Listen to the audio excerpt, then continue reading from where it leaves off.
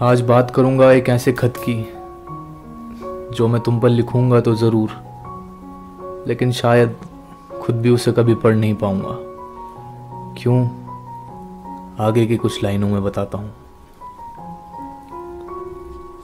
किसी रोज़ मैं तुम पर एक खत लिखूंगा और लिखकर छुपा दूंगा उसे अलमारी में कहीं, सबकी नज़रों से दूर और खुद की आंखों से ओझल।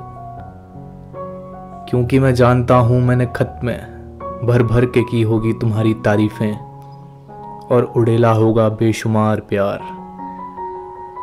वो प्यार जो मैं तुम्हें कभी बता नहीं पाया, वो खत जो मेरी बातों का जरिया है जो तुम तक कभी पहुंच न पाया।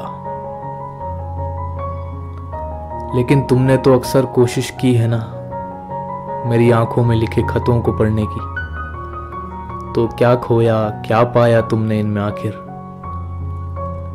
खत जो अलमारी में होगा, उस खत में तुम्हारी कान में लटकी झुमकों का जिक्र भी करूंगा जो अक्सर तुम्हारे चलने से आपस में ही टकराकर हल्की आवाजें करती हैं।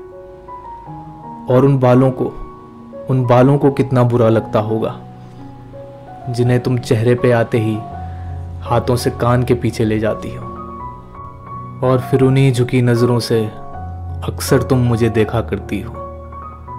वो खत तुम्हारी हर एक चीज को बयां करता होगा, और खुद से भी छुपा के रखूंगा वो खत, क्योंकि उस खत में लिखी बातों में तुम इतनी सुंदर लगोगी कि जो कोई भी उसे पढ़े तुम्हारे प्यार में डूब जाए। मैं तो फिर भी मैं ठहरा, मैं तो वैसे भी अक्सर हार जाता हूं ना तुम्हारे आगे,